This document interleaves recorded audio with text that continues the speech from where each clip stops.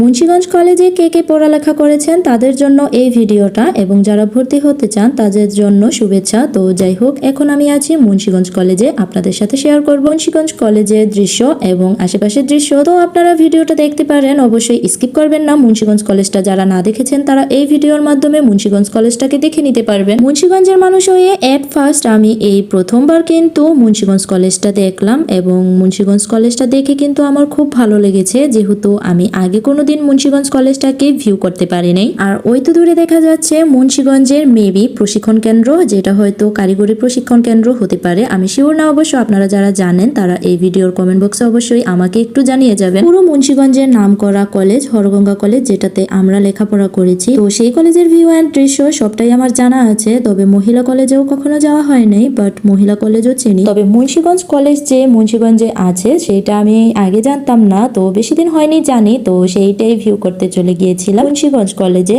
আর মুন্সিগঞ্জ কলেজটাতে গিয়ে কিন্তু আমার খুব ভালো লেগেছে। আমার মতো মুন্সিগঞ্জের মানুষ হয়ে কে কে আপনারা জানেন না যে মুন্সিগঞ্জে এইরকম সুন্দর একটা মুন্সিগঞ্জ কলেজ আছে? অবশ্য আমি যেদিন গিয়েছি সেই দিন কিন্তু বন্ধের দিন ছিল, যেহেতু বন্ধ না হলে আবার আমার ভিডিও করতে একটু অসুবিধা হতো। তো যাই হোক, আমি বন্ধের দিন বাছাই করেই গিয়েছি যাতে একটু ভিডিও করা যায়। আর এই তো দেখেন মুন্সিগঞ্জ কলেজ এটা। আর যতটুকু আমি আশেপাশের লোকজনদের থেকে জেনেছি ততটুকুর মাধ্যমে জানতে পারলাম যে মুন্সিগঞ্জ কলেজটা নাকি ডিসি সাহেব পরিচালনা করেন। আর এই কলেজটাতে তেমন কোনো ছাত্রছাত্রীর সংখ্যা বাড়ে না। আর কলেজটা যেহেতু তৈরি করা হয়েছে সেহেতু কলেজটা একেবারে বন্ধও না। আর এই কলেজে কিন্তু কিছু সংখ্যক ছাত্রছাত্রী লেখাপড়া করে। আর এরপরে ডিসি সাহেব নাকি এই কলেজটাকে পরিচালনা করে। হরগঙ্গা কলেজ থেকে কিন্তু মুন্সিগঞ্জ কলেজটা অনেক অংশেই ছোট। কলেজের সামনে নানান রকম ফুল গাছ লাগানো হয়েছে, আর ফুলগুলো কিন্তু মাশাআল্লাহ অনেক সুন্দরভাবে ফুটে আছে। আর এই তো দেখেন মুন্সিগঞ্জ কলেজ। মুন্সিগঞ্জ কলেজটা কিন্তু মুন্সিগঞ্জ শহরের ভিতরে না, একটু বাহিরে কাটাখালী বাজারের পাশ দিয়েই যেতে হয়। মাকোহাটি রোড দিয়ে মুন্সিগঞ্জ যাওয়ার পথে হাতের ডান দিকেই আছে একটা রাস্তা,